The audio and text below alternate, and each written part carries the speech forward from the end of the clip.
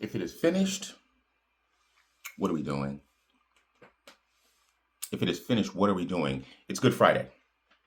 We focus a lot on the last words of Christ, and one of those last statements was, "It is finished." But before we get to what was finished, let's talk a second about what was written, what was being finished. Jesus didn't show up in improvised greatness. He fulfilled a script that had been penned across generations since before Genesis. And on the cross, he said, "It is finished." And he bowed his head and gave up his spirit, as we're told in John 19:30. Now, let's be clear. This was not just a death scene. This was a scene in a story God had been writing since before time. The Hebrew scriptures had already laid the groundwork. He would be despised and rejected, pierced for our transgressions, numbered amongst the sinners. Not one of his bones would be broken, and would be given sour wine to drink. These weren't just poetic verses, they were prophetic receipts. So when Jesus said, "It is finished," he was saying everything written, everything promised, everything foretold is now fulfilled in me. It is written was the script.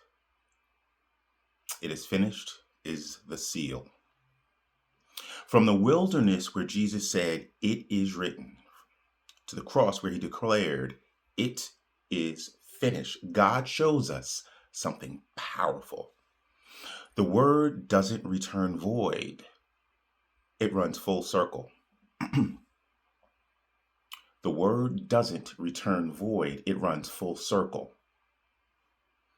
Now, family, let me ask you something real simple, but to some pretty sacred. You ever paid something off? A car note, a student loan, a final credit card payment, the one thing that keeps you pacing, praying, stressing, and sweating at night. And then you see that notification, balance $0 and 0 cents.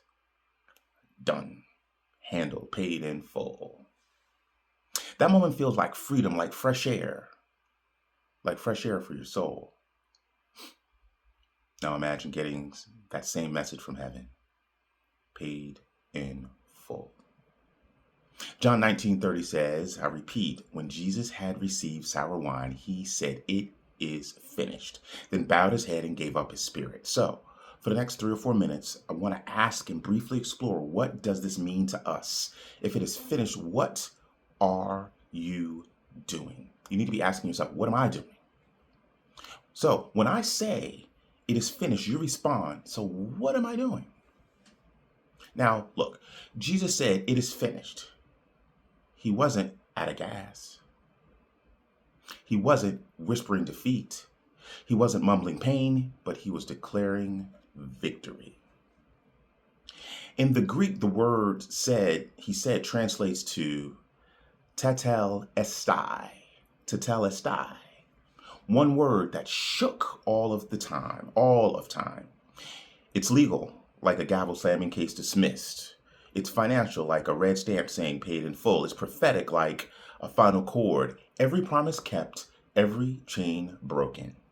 It is finished. So what am I doing? So let me ask you, why are you still grinding like grace is on layaway? Why are you still carrying what Christ already canceled? Why are you living like soul subscription got declined? You might not be on a literal cross, but some of y'all are still crucifying yourselves over stuff Jesus already nailed. Let me run down a few things, and if one hits, just drop a "that's me" in the comments or whisper to your own soul. Are you the spiritual hustler? You're grinding for God like salvation is a bonus check? You treat ministry like a performance review? Listen, God didn't call you to burn out. He called you to believe. Rest ain't laziness. It's resistance to performance-based faith. Let me say it again. Rest ain't laziness. It's resistance to performance-based faith. Are you the guilt trip traveler? Are you forgiven but living like you're still on probation? You keep replaying the worst moments like they're on loop. Stop acting like the cross was a down payment. Jesus didn't give partial credit, he gave total covering. Do you have the I got this God syndrome? You pray but never surrender. You give God the big stuff but micromanage the rest. The proverb says, in all your ways acknowledge him, not some, but all. Do you have that church is for perfect people mindset? You simply show up physically but not fully. You think your pain disqualifies you, but Jesus didn't bleed for polished profiles. He bled for the broken. I came not to call the righteous, but sinners. Mark 2:17. So bring your limp, your questions, your scars. It is finished, so you can begin. Like now, you can begin. The cancel culture Christian. You clap for your own forgiveness, but go silently when someone else fails. Jesus didn't cancel you, he covered you.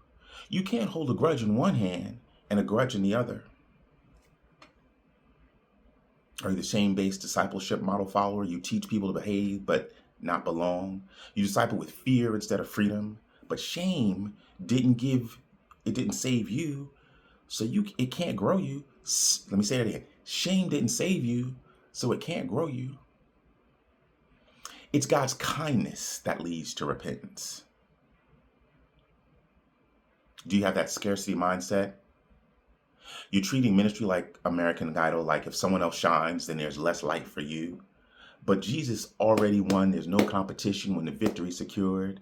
God's not running out of grace, favor, or calling just because someone else got theirs. If it's finished, then what's yours can't be taken. Stop hustling for what already got your name on it. The last one here. The silence on injustice. Silence of saints on the unjust. We sing loud, but stay quiet on the things Jesus would speak out about. If it is finished, then so is fear, so is silence, so is complicity. He says in Isaiah, he has sent me to proclaim liberty to the captives. If we are his body, then we can't sit down when Jesus would stand up. So, if it is finished, what are you doing?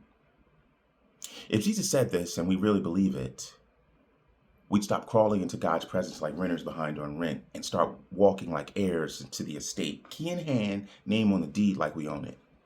We'd stop pressing rewind on shame and start living like the cross already dropped the mic. We'd stop paying gatekeeper at God's table like we're hosting the dinner. It's his table, his guest list, his grace. Our job isn't to approve who sits, it's to make more room. We'd stop clapping back over crumbs when the Father owned the bakery, the blueprint, and the bread. We'd start thanking God in advance, knowing provision is already in the oven. We'd start placing orders in prayer like VIPs because our Father's got the recipe and the rights. We stop feeding others instead of fighting for scraps, knowing there's more than enough for everyone at his table. If he's finished it, I ain't faking it.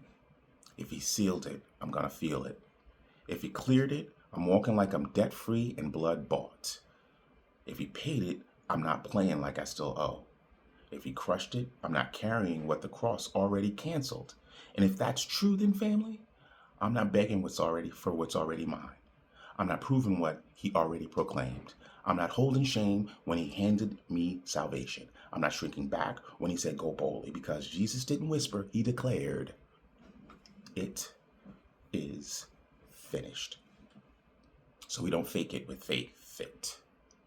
We don't fear it, we face it. We don't fold, we follow. And we don't carry debt because the balance says paid in full. It is finished.